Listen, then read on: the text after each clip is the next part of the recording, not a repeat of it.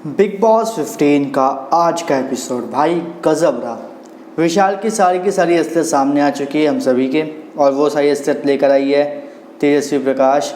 उसके बाद भाई शमिता शेट्टी का क्या दिमाग में चल रहा है वो भी समझ में आ गया। उनका दिमाग कितना तेज़ चल रहा है, कितना तेज़ नहीं चल रहा, ये भी साफ साफ समझ में आ गया। जय भानुशाली का क्या गेम है वो भी समझ में आ गया। और इसके बाद उमर रियाज, अफसाना खान और सिम्बा नागपाल भले ही थोड़ा सा दिखाई दिए, लेकिन इनका भी गेम अब धीरे धीरे समझ में आ रहा है। तो स्टार्टिंग करेंगे भाई, सबसे बड़ा टॉपिक जो इस समय चल रहा है वो है जय वर्सेस प्रतीक का। सबसे बड़ा टॉपिक वो है।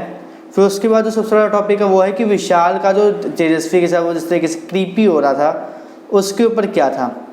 तो जय वर्सेस प्रतीक की लड़ाई में ये था कि भाई जय को अपने पैसे नहीं गंवाने थे, जितने भी उनको प्राइज़ मनी मिला था। वो चाहता था कि भाई जितना भी प्राइज़ मनी है वो अपने पास में रखूँ, मैं किसी को भी 1 रुपया ना दूँ प्राइज़ मनी का।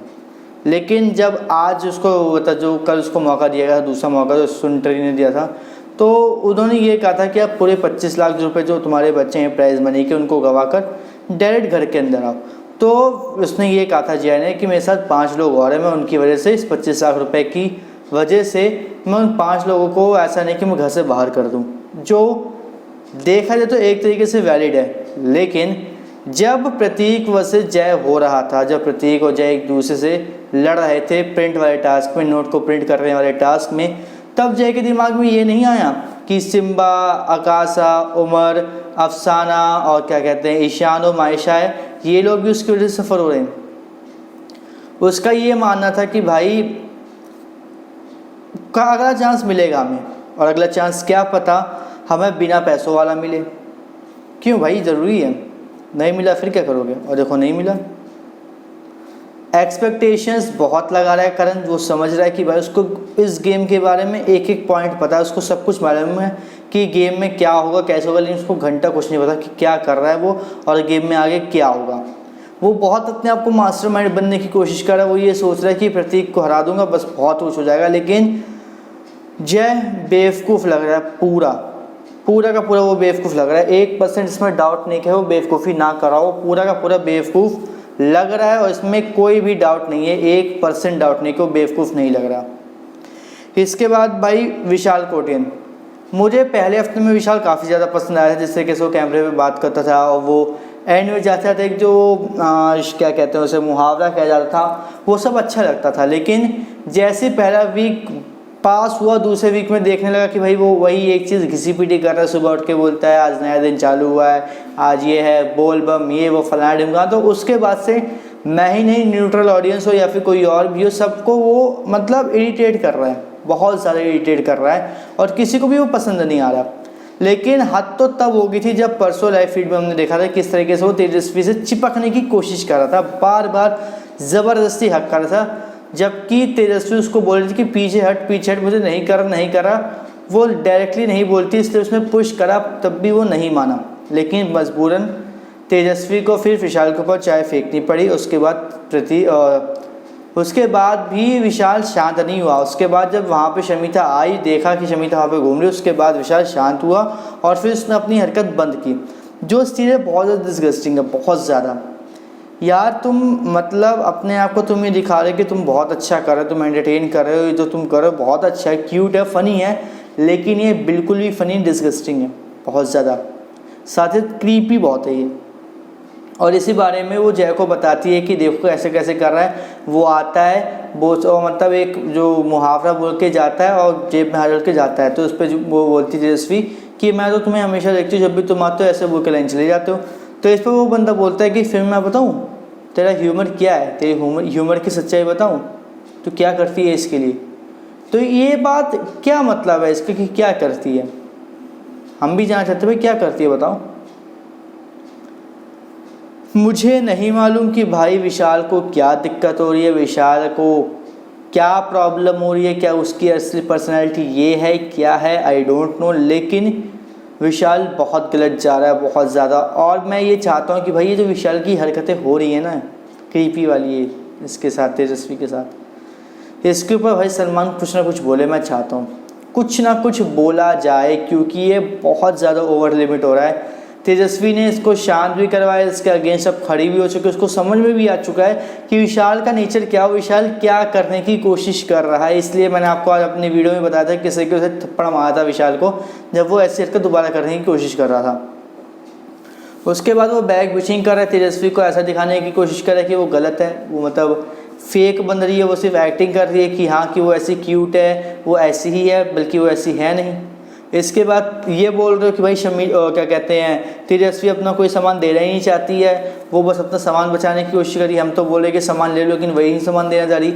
मतलब तुम तेजस्वी को जो फर्स्ट स्टैंड या फिर सेकेंड स्टैंड पर जो भी आया था उससे तुम नीचे गिरा कर उसको तुम चाहते हो कि वो तुमसे नीचे आ जाए। ये मेरा पर्सपेक्टिव है, मुझे और किसी तरीके से कुछ समझ में नहीं आ रहा, क्योंकि पहले नंबर पे करण है, दूसरे नंबर पे तेजस्वी और तीसरे नंबर पर थी क्या कहते हैं विशाल था, जो फराह खान पिछले वीकेंड पे जो रेटिंग देखी गई थी उसके अकॉर्डिंग। तो इसके अकॉर्डिंग क्या कर रहा है विशाल सबसे पहले तेजस्वी को गिराने की कोशिश कर रहा है कि तेजस्वी को गिरा के वो दूसरे नंबर पर आए। लेकिन तेजस्वी भाई उससे बहुत तेज़ है, तेजस्वी ने अपनी पूरी कोशिश करी, उसने पूरा दिमाग खोल दिया, अपना दिमाग के दरवाजे खोल दिए और वो अब इसके अगेंस्ट खड़ी हो, अब दिमाग लगा कर करेगी क्या करना है क्या नहीं करना, क्योंकि अब गेम बहुत ज़्यादा क्रूशियल हो चुका है, क्योंकि सबके सब मेन हाउस में आ चुके हैं और यहाँ पर एक गलती तुम्हारे गेम को पूरी तरीके से बर्बाद कर देगी। खासकर ऑडियंस के सामने तो कर ही देगी, भले ही तुम्हारे घर के अंदर हो या ना हो, लेकिन ऑडियंस के सामने तुम्हारी इमेज बर्बाद हो जाएगी। इसलिए अब जो दिमाग के घोड़े हैं वो तेजस्वी ने खोल दिए पूरी तरीके से और वो अपना असली गेम दिखाएगी। अब उसके साथ साथ भाई करण कुंद्रा भी उसके साथ है, और जब दोनों एक दूसरे के साथ है तो भाई इनके दिमाग के घोड़े कितने तेज़ दौड़ेंगे तो हम सब जानते हैं। निशांत, प्रतीक, शमिता, विशाल, कोई भी आ जाए, कोई इनके दिमाग के आगे मतलब ये नहीं है कि खड़ा हो सकेगा, ये हम जानते हैं।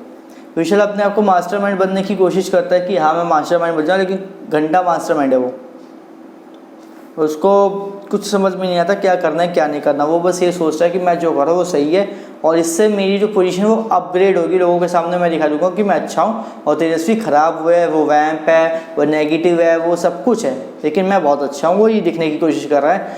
तो इस पर तेजस्वी का देखो एक बहुत अच्छी चाल, विशाल ने बोला कि हम अपना लग्जरी सामान सबको ले सकते हैं, इस पर कोई बात नहीं है, हम शेयर कर सकते हैं सभी घर वालों को।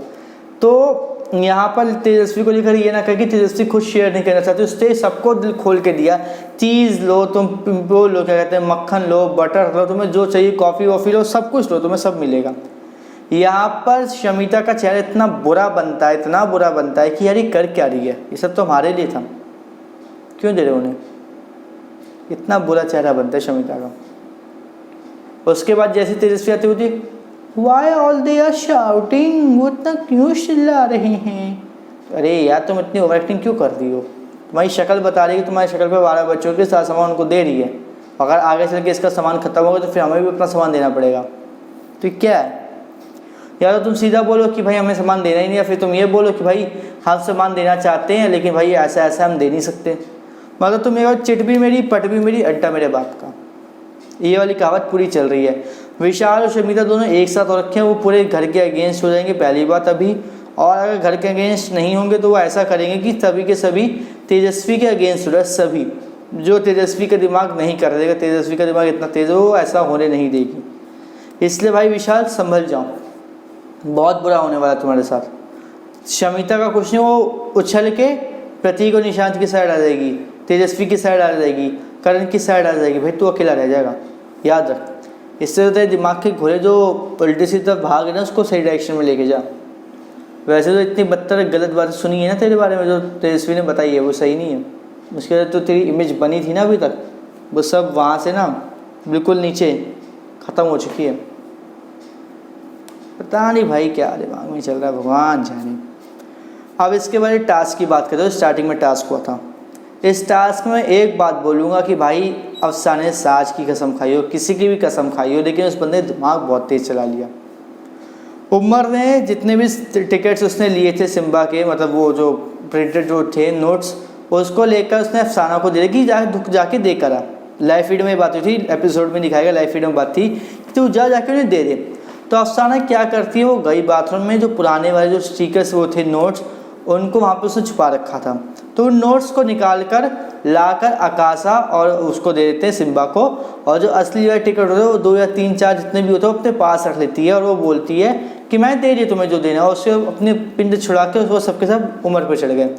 उमर ने फिर इसके बाद ये होता है कि उमर ने अपनी माँ की कसम खाई थी कि ऐसा कुछ नहीं होगा। उमर ने ये माँ की कसम खाई थी कि जैसी टास्क शुरू होगा मैं वैसे तुम्हें सारे के सारे टिकट्स लौटा दूंगा। ये नहीं खाई थी कि मैं जो टिकट्स दूंगा वो सही होंगे, गलत होंगे, ख़राब होंगे, या फिर ये होगा कि मैं तुम्हें टिकट्स लौटाऊंगा ही नहीं। अगर कसम तब टूटी जब उमर उन टिकट्स को लौटाता नहीं। उमर ने सारे टिकट्स लौटा दिए, भले ही वो तुम्हारे हो ना हो, उससे मतलब नहीं। उसने सारे टिकट्स दिए उसने अफसाना को। अफसाना ने उस टिकट्स का क्या किया, कहाँ किया, उसको उससे कोई मतलब नहीं है। इस अफसाना किसी दिमाग वाली बात की वजह से अफसाना और उमर घर के अंदर पहुंच गए में, जो सीरियसली बहुत दिमाग वाली बात थी। और मैं ये बोलूँगा भाई अफसाना ने दूसरी बार दिमाग का यूज़ किया है, दूसरी बार। पहली बार विशाल को नॉमिनेशन में डाल कर, और दूसरी बार आज इस टास्क को जीत कर। बहुत अच्छा दिमाग लगा, इस दिमाग की मैं दाद दूंगा सीरियसली। इसके बाद भाई जय भानुशाली का क्या बताऊँ। जय भानुशाली वो सारा पैसों के ऊपर ही गेम चल रहा है, उसको बस पैसे चाहिए और कुछ नहीं। शमिता का दिमाग, मैं ये सोच रहा हूँ कि शमिता का दिमाग है, वो बंदी ये बोल रही है कि अगर जय और प्रतीक ना लड़ते और प्रतीक को बनाने देता तो उसमें से कल 2 लोग तो घर के अंदर आ जाते, मान लो। लेकिन मैं ये बोल रहा हूँ कि भाई 2 लोग ही सिर्फ एक ही शख्स आता घर के अंदर। तुम्हारे वो 25 लाख रुपए चले गए थे सारे। अगर कोई भी एक शख्स आता, उमर या फिर अफसाना के अगेंस्ट भी कोई भी आता, तो एक शख्स आता तो 25 लाख रुपए वो गए थे। उसके बाद भी बिग बॉस यही करते कि जितने बचे हुए कंटेस्टेंट थे उनसे बोलते कि 25 लाख रुपए की राशि को छोड़कर आपको घर के अंदर जाना पड़ेगा। फिर क्या करते। मतलब गणित आपका इतना कमज़ोर है, इतना आपका दिमाग काम नहीं करता। आप 2 सीजन खेल चुके हो, OTT भी और बिग बॉस 3 भी, तब भी आपका दिमाग नहीं चला। बिग बॉस किसी भी चीज़ को इतना बिल्कुल स्ट्रेट नहीं करते, वो ऐसे जिगजैग बना के देते हैं। अगर तुम ये सोच रहे हो कि अफसाना, उमर और क्या कहते हैं प्रतीक और जय आ जाते घर में, और फिर मायशा और बच्ची क्या कहते हैं ईशान, तो उनको क्या करते, बोलते कि 25 लाख रुपए दाव लगा के आ जाओ अंदर। उनको वो डायरेक्ट पहली बात तो अंदर भेजते नहीं, ठीक है। उसके बाद तुम बोलो कि 25 लाख रुपए कमा सकते थे, वो भी नहीं होता। बिग बॉस सीधा बोलते कि 25 लाख रुपए गवाओ या फिर घर से बाहर जाओ।